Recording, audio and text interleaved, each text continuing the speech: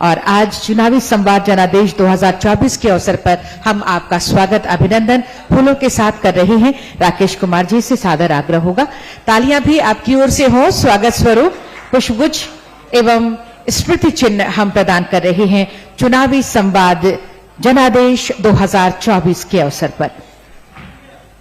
बहुत बहुत धन्यवाद एवं स्थान ग्रहण करें महोदय। और अब मैं राकेश कुमार जी से सादर निवेदन करती हूं, कृपया संवाद स्थापित करें। नमस्कार, चुनावी संवाद के इस मंच पर एक बार फिर मैं हाजिर हूं राकेश कुमार, और हमारे साथ मंच पर मौजूद हैं राज्य सरकार के पेयजल एवं स्वच्छता मंत्री मिथिलेश ठाकुर। चंपई सोरेन सरकार के सबसे मजबूत सिपाही माने जाते हैं, फुटबॉल के खिलाड़ी हैं, और विपक्ष जब भी आरोपों का गेंद उछालता है तो शानदार किक मारते हैं। मिथिलेश जी, आपका स्वागत है मंच पे। बहुत बहुत धन्यवाद। मिथिलेश जी, मेरा सीधा सवाल है कि आप चूंकि पलामू प्रमंडल से आते हैं और ये जो जमीन है पलामू प्रमंडल की, राजनीतिक तौर पर ये जमीन आपसे पहले जेएमएम की कभी रही नहीं, लेकिन आपके आने के बाद थोड़ी पॉसिबिलिटीज बढ़ी है। आप कैसे देख रहे हैं पलामू प्रमंडल के पूरे राजनीतिक परिदृश्य को? ऐसी बात नहीं है, मैं सहमत नहीं हूं आपकी बात से कि पलामू प्रमंडल झारखंड मुक्ति मोर्चा की जमीन नहीं रही है। उतनी उपजाऊ जमीन नहीं रही जितनी संथाल और कोलान है। तो शायद आपको ये जानकारी हो, मुझे लगता है कि आप जानते होंगे कि 2009 में पलामू से पलामू लोकसभा से हमारे सांसद झारखंड मुक्ति मोर्चा से हुए, तो बिना जमीनी पकड़ के, बिना आधार के एक लोकसभा का चुनाव जीतना कभी कतई संभव नहीं लगता है। हाँ, जितनी पकड़, मैं कहूंगा कि जितनी संथाल में, कोल्हान में, उत्तरी छोटानागपुर, दक्षिणी छोटानागपुर में अगर झारखंड राज्य की बात की जाए तो वहां से थोड़ी कम वहां पकड़ थी। लेकिन आज जो स्थितियां बनी हैं, जो झारखंड मुक्ति मोर्चा की जमीनी पकड़ संथाल में है, कोल्हान में है, उससे कहीं ज्यादा मैं कहूंगा कि आज पलामू प्रमंडल में। तो ये आपके गढ़वा से चुनाव जीतने के बाद इसकी पॉसिबिलिटीज और बढ़ी? ऐसी बात नहीं है। गढ़वा से चुनाव जीतना, चुनावी मैदान में चुनाव में दंगल मार लेना, ये बड़ी बात नहीं होती है। झारखंड मुक्ति मोर्चा के नीतियों सिद्धांतों और सबसे बड़ी बात कि जो जनाधार पलामू प्रमंडल में झारखंड मुक्ति मोर्चा का बढ़ा है, वो 2019 में हमारे माननीय पूर्व मुख्यमंत्री हेमंत सोरेन जी के नेतृत्व में हमारी गठबंधन की सरकार का जो गठन हुआ और अंतिम पंक्ति के लोगों को लक्ष्य करके सरकार की योजनाएं माननीय पूर्व मुख्यमंत्री हेमंत सोरेन जी के नेतृत्व में योजनाएं लागू की जाने लगी, जिसका सीधा सीधा लाभ अंतिम छोर में बसे जो जरूरतमंद लोग थे, आदिवासी, दलित, पिछड़े, अल्पसंख्यक, ऊंची जाति के गरीब लोग, उनको उनका सीधा सीधा लाभ मिलने लगा। रोटी, कपड़ा, मकान, आधारभूत संरचना में तेजी से विकास होने लगा। इसका परिणाम था कि लोग बहुत तेजी से झारखंड मुक्ति मोर्चा की ओर आकर्षित हुए और आज झारखंड मुक्ति मोर्चा काफी मजबूत है पलामू प्रमंडल में। मिथिलेश जी, वहीं से एक सवाल और आता है कि जेएमएम की जो पहचान रही है वो आदिवासी वोटरों के बीच, आदिवासी पॉलिटिक्स के बीच ही रही है, और लेकिन जब आप जैसे लोग पलामू से जीत कर आते हैं तो एक जो परसेप्शन था झारखंड मुक्ति मोर्चा का, वो अब थोड़ा बदला है। अब ये लग रहा है कि ये जो पार्टी है ये सिर्फ एक वर्ग विशेष की नहीं रही, अब ये पार्टी का विस्तार हो रहा है। देखिए, मैं इससे भी सहमत नहीं हूं कि झारखंड मुक्ति मोर्चा आदिवासियों की पार्टी है, ऐसी बात नहीं है। एक परसेप्शन तो यही है ना, कोई ऐसा परसेप्शन क्रिएट किया जाता है। झारखंड मुक्ति मोर्चा जन जन की पार्टी है और एक बाहरी भीतरी की भी बात की जाती है, तो मैं उससे भी सहमत नहीं हूं। झारखंड में रहने वाले जो लोग हैं जी, चाहे वो उत्तर प्रदेश के हों, बिहार के हों, बंगाल के हों या अन्य किसी भी राज्य के, गुजरात के लोग भी हैं यहाँ, महाराष्ट्र के लोग भी हैं यहाँ, राजस्थान के लोग भी हैं यहाँ, सभी का सम्मान झारखंड मुक्ति मोर्चा करती है। मैं भी बिहार से आता हूं, ये मैं बहुत गर्व से स्वीकार करता हूं। 1954 से हमारे पिता यहाँ सरकारी सेवा में आए, हमारा जन्म कर्म सब कुछ झारखंड में। 1952 में हमारे पिता यहाँ आए थे। एक जो झारखंड मुक्ति मोर्चा, जो झारखंड के यहाँ के आदिवासियों, मूलवासियों के हितों अधिकारों की जब बात करती है तो कुछ लोगों को यह नागवार गुजरता है। जो हमारे विपक्ष के लोग हैं उनको यह नागवार गुजरता है, क्योंकि जबकि इस राज्य का निर्माण, जो विपक्ष के लोग ये कहते हैं कि हम लोगों ने इस राज्य का निर्माण करवाया, हमारे प्रधानमंत्री ने इस राज्य का निर्माण। बिल्कुल। तो इस राज्य के निर्माण का क्या उद्देश्य था? इस राज्य के निर्माण का उद्देश्य था कि यहां के मूलवासियों को, यहां के आदिवासियों को उनका हक अधिकार मिल सके। तो आपकी 4.5 साल की जो पूर्ववर्ती सरकार रही हेमंत सोरेन की अगुवाई वाली, उसमें क्या ये हक और अधिकार यहाँ के आदिवासियों और मूलवासियों को आप लोग दे पाए कुछ हद तक? हम लोगों ने तो जो प्रयास किया वो आपसे भी छिपा हुआ नहीं। हम लोगों ने 1932 आधारित खतियानी नीति, जो यहाँ 32 का खतियान जिनका है, उनको हम लोगों ने स्थानीय चिन्हित करने के लिए विधानसभा से हम लोगों ने प्रस्ताव पारित करवा के महामहिम राज्यपाल महोदय के यहां भेजा। वो बार बार अस्वीकृत होकर वहां से लौटा दिया गया, और उसमें कहीं से भी किसी वर्ग के हक अधिकार पर कोई कुठाराघात नहीं था। चाहे वो गुजरात के लोग हों, चाहे बंगाल के लोग हों, बिहार के लोग हों, उसमें सिर्फ यही प्रावधान किया गया था कि जो यहां के मूलवासी होंगे, खतियानी होंगे, 1932 के खतियानी होंगे। उसके बाद भी सर्वे सेटलमेंट हुआ है बहुत जगह, 62 में भी हुआ है सर्वे सेटलमेंट, और भी हुए हैं सर्वे सेटलमेंट। तो जो यहां के खतियानी होंगे, मूल खतियानी, उनको सिर्फ तृतीय और चतुर्थ वर्ग की नौकरियों में उन्हें प्राथमिकता दी जाएगी, उनका अधिकार होगा।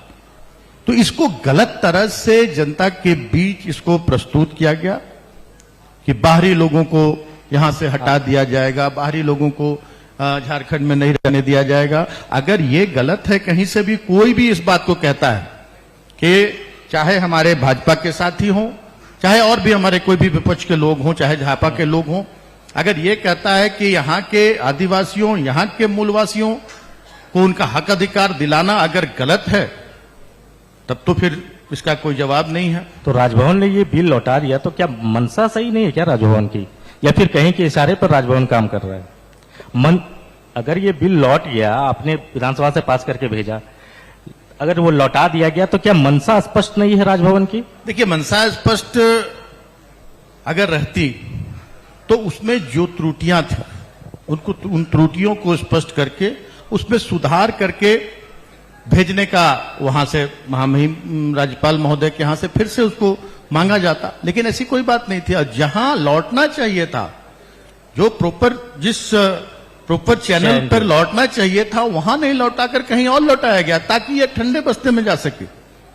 तो ये निश्चित रूप से ये दर्शाता है कि कहीं ना कहीं से राजभवन भी कहीं ना कहीं से दबाव में काम करता है, क्योंकि इसमें कहीं से कोई तरह की ऐसा प्रस्ताव नहीं था जिससे किसी वर्ग को कोई नुकसान हो। मिथिलेश जी, अब सीधे चुनाव पे आते हैं, क्योंकि चुनाव सामने है और आपकी पार्टी भी चुनाव लड़ रही है। 5 सीटों पर आप लोग चुनाव लड़ रहे हैं और बाकी गठबंधन के साथियों के साथ आपको कदम ताल करके चलना है।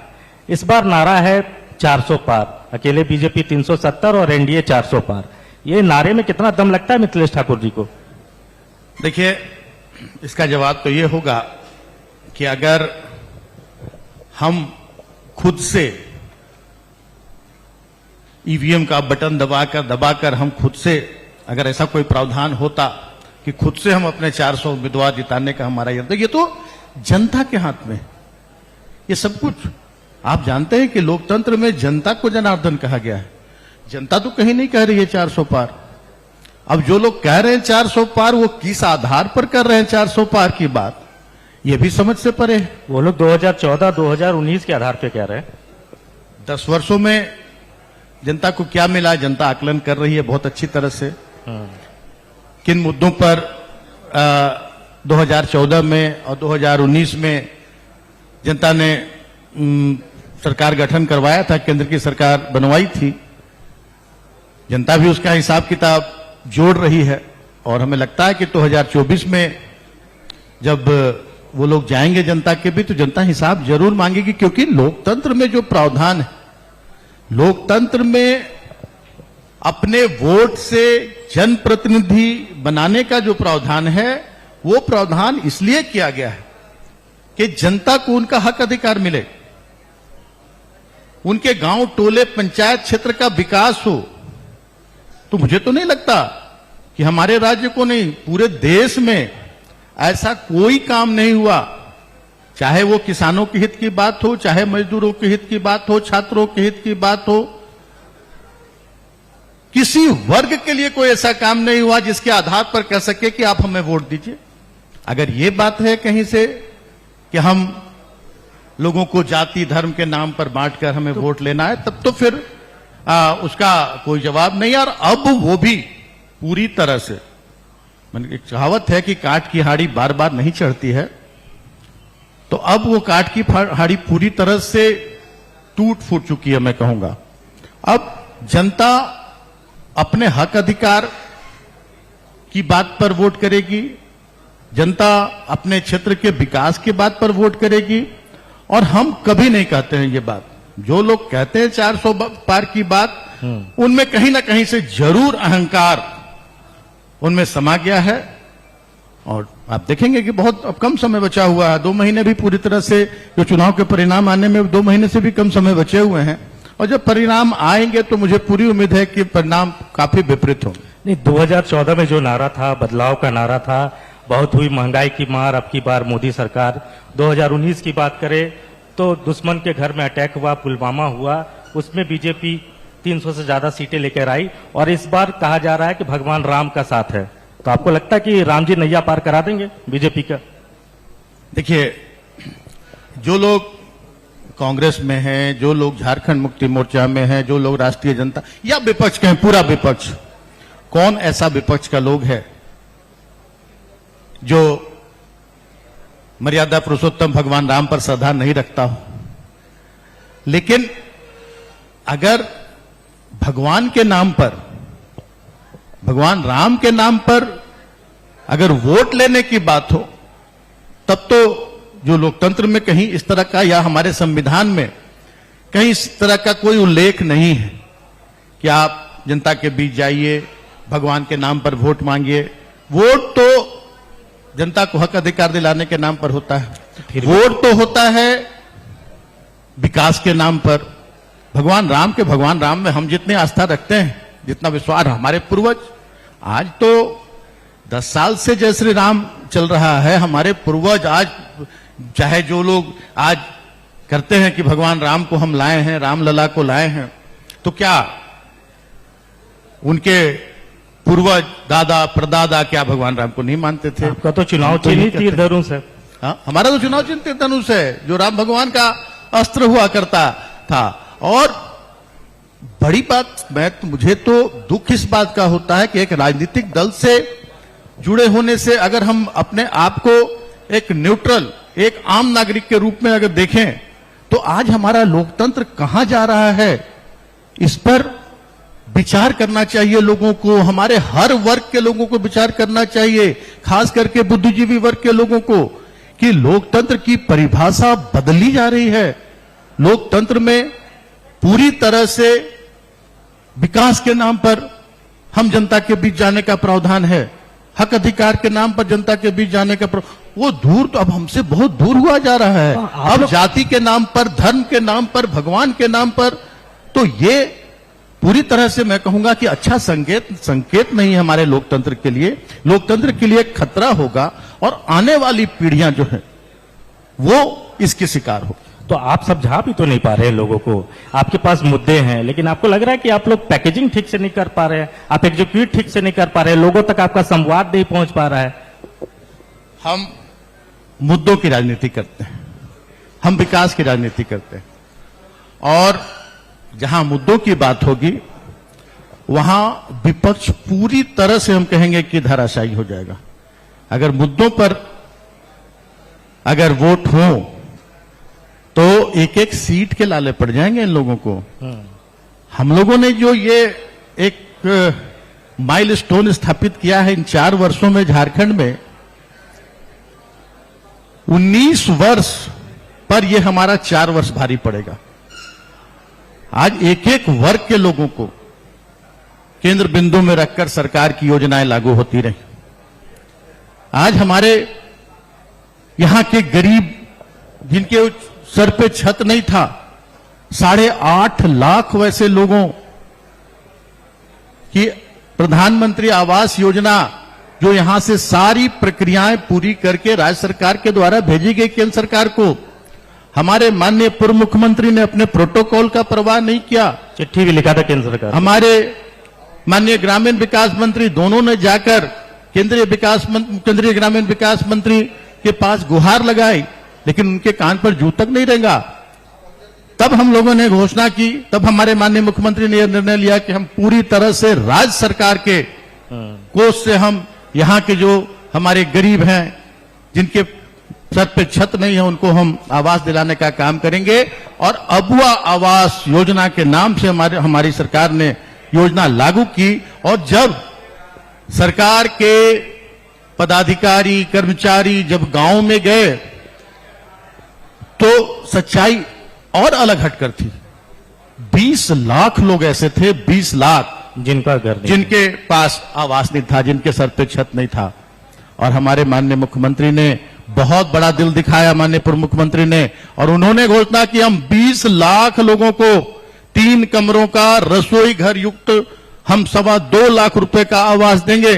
तो ये होता है, ये जमीनी काम इसको कहा जाता है, और इसके आधार पर हम जनता के बीच जाते हैं। हम लोगों ने सर्जन पेंशन योजना लागू करने का काम किया। आज कैसी विडंबना थी कि एक समय था कि हमारे ग्रामीण जनता, हमारी 70 साल उम्र हो जाता था, 75 साल उम्र हो जाता था, कोटा आता था पेंशन का, लोग इंतजार करते थे कि फलां की मृत्यु होगी तब मेरा नाम जुड़ेगा। एक दूसरे की मौत का इंतजार करते थे लोग।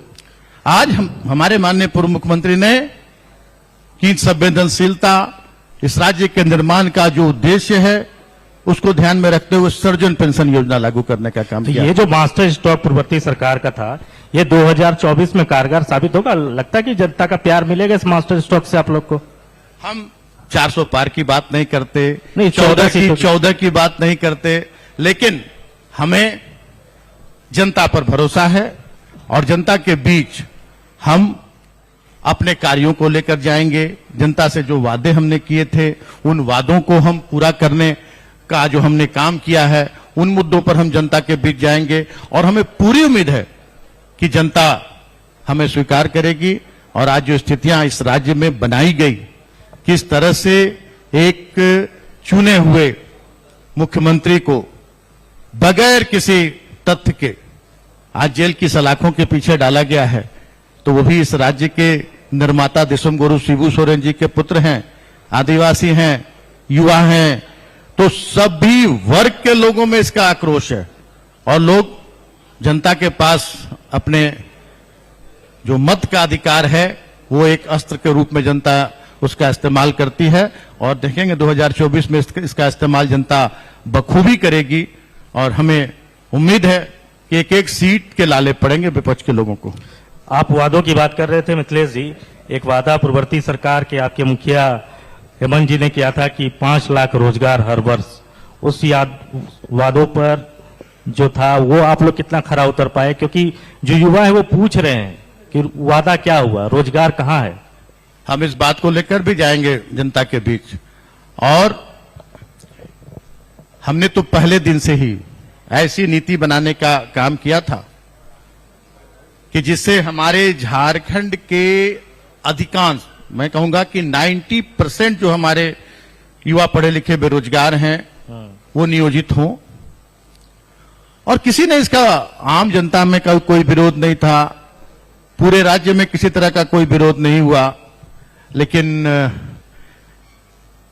ये मंच राजनीतिक मंच नहीं है, लेकिन मैं ये कहूंगा कि जब आई है बात तो भारतीय जनता पार्टी के एक वरिष्ठ नेता कोर्ट की शरण न्यायालय में गए, इसके विरुद्ध रिट याचिका दायर की और न्यायालय से उसे निरस्त कराया।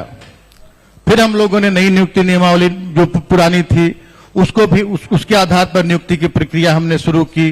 तो फिर 60-40 नहीं चल तो आज तक ये बात 60-40 नहीं चल तो ये जनता को, लोगों को, हमारे बेरोजगारों को दिग्भ्रमित करने का जो इनकी नीति थी, उस नीति को इन लोगों ने लागू किया।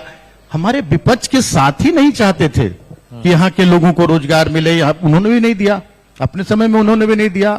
और जब हमने शुरुआत की, लेकिन मैं ये दावे के साथ कहता हूं, चाहे लाख रोड़े अटकाया जाए, बहुत सारी नियुक्तियां हुई हैं, आंकड़े लेकर मैं नहीं बैठा हूं, लेकिन और मैं वाद विवाद में भी नहीं बैठता हूं, लेकिन इन 4 वर्षों में विभिन्न क्षेत्रों में नियुक्तियां हुई हैं। प्राइवेट सेक्टर्स में भी बहुत सारी नियुक्तियां हम लोगों ने की है। हम लोगों ने ये प्रावधान किया है कि कोई भी प्राइवेट सेक्टर के यूनिट जो 10 लोगों को नियुक्त करते हैं, 10 लोगों को अधिकतम, उसमें 75% स्थानीय लोगों को 40,000 तक की नौकरी देने का प्रावधान हम लोगों ने किया है। और इसकी मॉनिटरिंग भी हो रही है।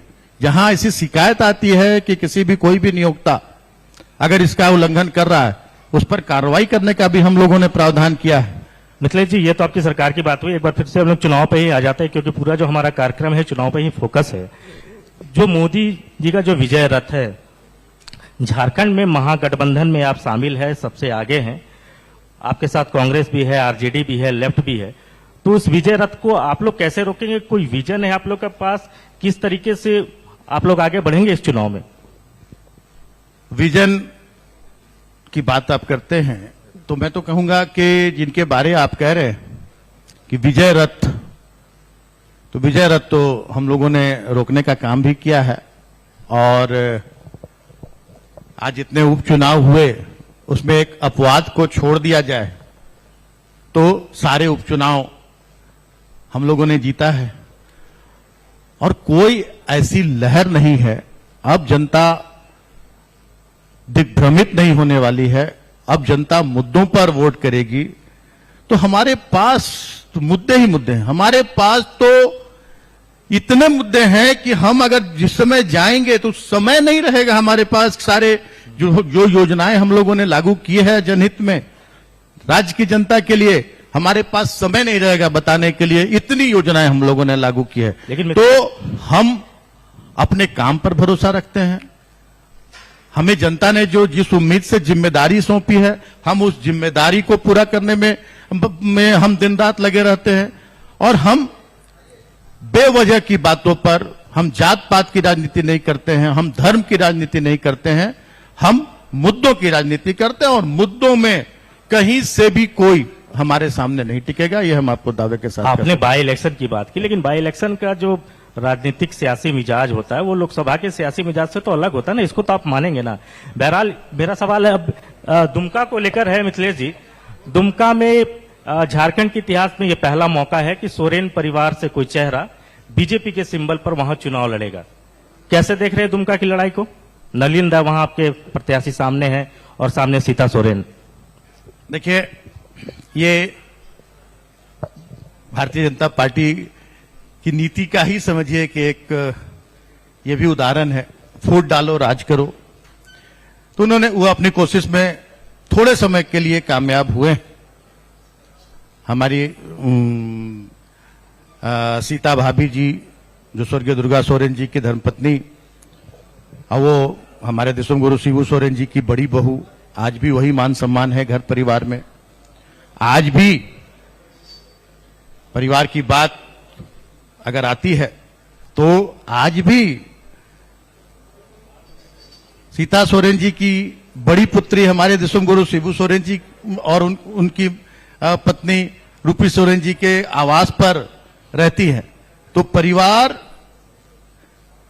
को तोड़ने में थोड़ी बहुत कामयाबी, परिवार के एक सदस्य को अपनी ओर लाकर और उसका राजनीतिक लाभ लेने की जो मंशा भारतीय जनता पार्टी की है, उसमें एक कहे कि तत्कालीन सफलता उन्हें मिली है। लेकिन आप देखेंगे कि बहुत सारे ऐसे लोग कुछ क्षणिक लाभ के लिए झारखंड मुक्ति मोर्चा छोड़कर गए, बहुत सारे उदाहरण हैं। और वापस फिर झारखंड मुक्ति मोर्चा में आए। तो आपको उम्मीद है कि इलेक्शन के बाद सीता जी भी वापस आ जाएंगी? निश्चित रूप से हमारी सीता भाभी की भी घर वापसी होगी। आप देखेंगे, आपका चैनल भी रहेगा, हमारा दल भी रहेगा, भारतीय जनता पार्टी भी रहेगी। भारतीय जनता पार्टी को किसी तरह की कोई सहानुभूति, किसी तरह का कोई लेना, हमारे कोई तरह का उनसे कहें तो कुछ भी हमारी सीता सोरेन जी से किसी तरह का कोई उनका लगाव नहीं है। वो सिर्फ अपने राजनीतिक फायदे के लिए अपनी ओर उन्हें आकर्षित करने में कामयाब हुए हैं। और 2024 का विधानसभा चुनाव खत्म होते होते वो आकर्षण समाप्त हो जाएगा और सीता भाभी अपने घर वापस आएंगी।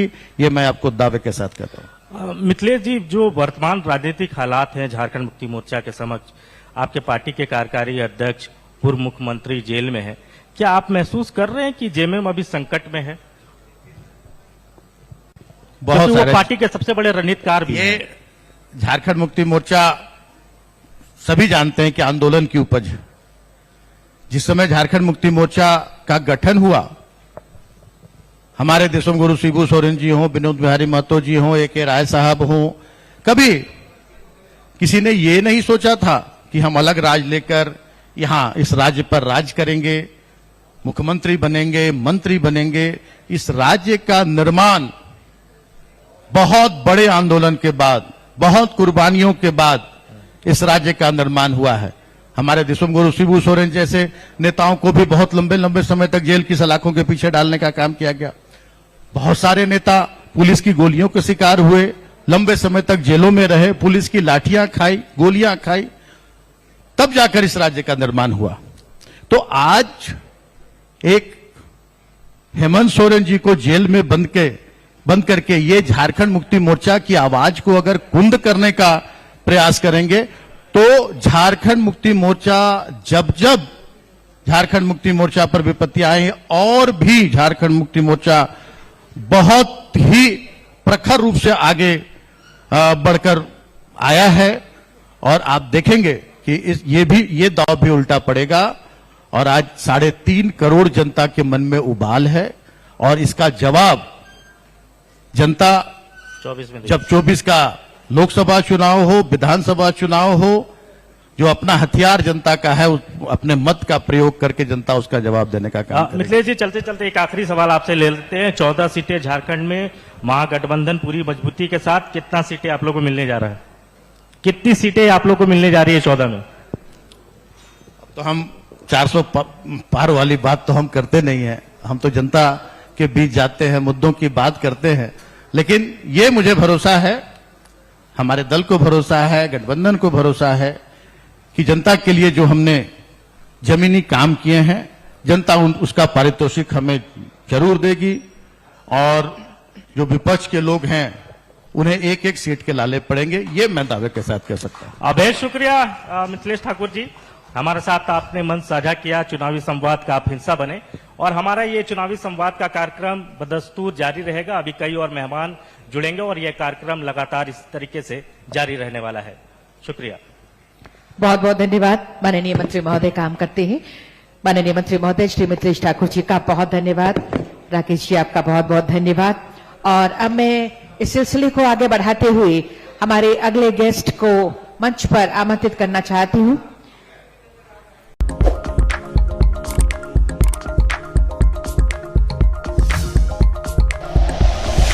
Like and share videos, subscribe करें हमारा चैनल और प्रेस करें बेल आइकॉन। न्यूज़ 11 भारत, सच है तो दिखेगा।